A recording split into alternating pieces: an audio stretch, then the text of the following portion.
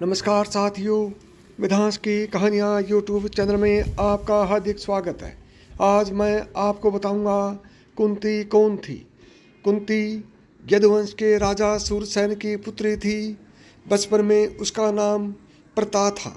राजा सूरसेन के फुफेरे भाई कुंती भोज निसंतान थे। उन्होंने कुंती को गोद लेकर उसका पालन पोषण किया।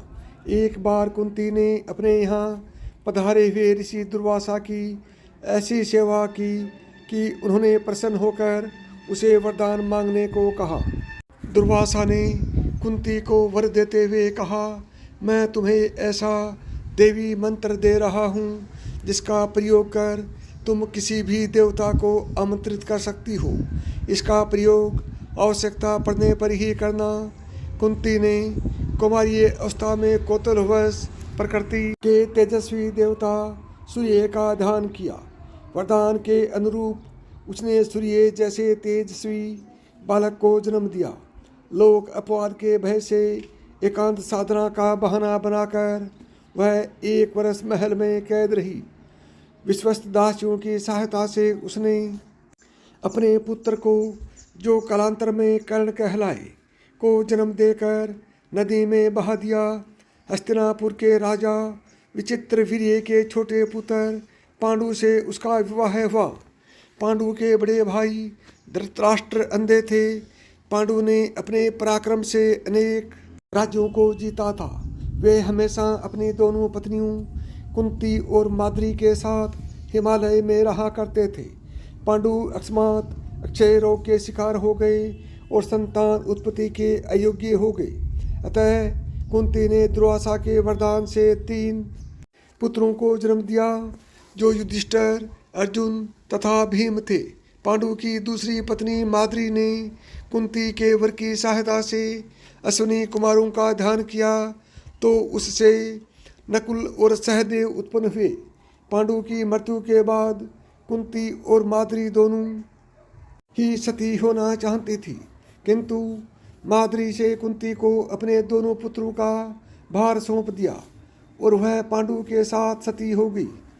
कुंती बहुत परोपकारी थी।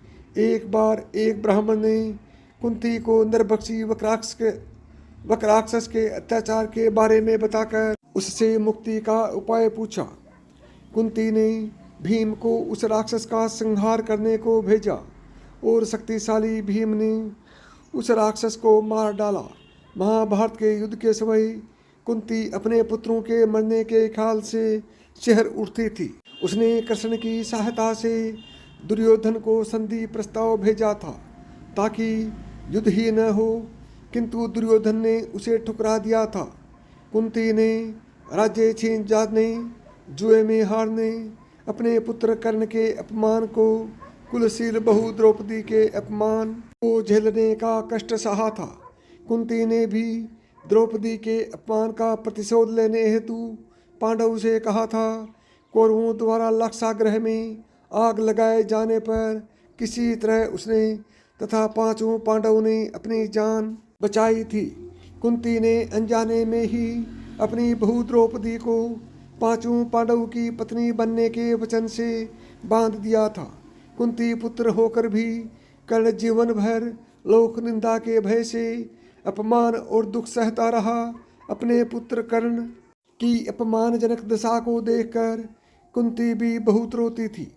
लोक निंदा के भय से उसने जन्मजात कवच और सोने का कुंडल धारण किए हुए कर्ण को अंत तक अपना पुत्र न कह पाने की पीड़ा भी सही।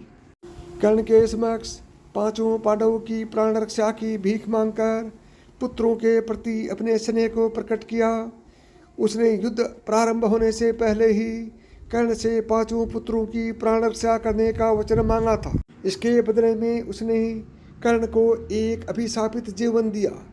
यह अपराध बोध जीवन भर उसे सालता रहा। महाभारत के युद्ध में पांडवों की विजय के बाद उन्हें जब हस्तिनापुर का राज्य मिला, तब कुंती 15 वर्षों तक राजमाता के रूप में सुख भोग कर गांधारी धृतराष्ट्र के साथ वन को चली गई। जाने से पूर्व उसने द्रौपदी के सम्मान की हर समय रक्षा करने का वचन तथा दुर्भाग्यशाली पुत्र कर्ण की मृत्यु के बाद प्रत्येक वर्ष उसके श्राद्ध क्रम को विधिवत करते रहने का पांडवों से वचन लिया और वनवास का कष्ट सहते हुए वैराग्य की साधना पूर्ण कर अपनी प्राण आहुति अग्नि देवता को समर्पित कर दी। कुंती का संपूर्ण जीवन विसंगतियों से भरा पड़ा था। अनजाने में सूर्य का आह्वान कर उसने सूर्य पुत्र कर्ण को जन्म तो दिया, किंतु उसे पुत्र न कह सकी। कर्ण अभिशप्त जीवन जीता रहा। कर्ण को अभिशप्त जीवन जीते देखकर इसी पीड़ा में आजीवन घुलती रही। अपने समस्त पुत्रों के बदले में कर्ण का बलिदान उसके लिए बहुत कष्टदायक था। उसने समय और परिस्थिति के अनुरूप अपने विचारों और कार्यों में संतुलन बनाए रखा। साथियों, यह कहानी आपको कैसी लगी कमेंट करके बताएं। और अभी तक आपने मिथास की कहानियाँ यूट्यूब चैनल को सब्सक्राइब नहीं किया है तो अभी सब्सक्राइब करें। नमस्कार दोस्तों, जय श्री कृष्ण।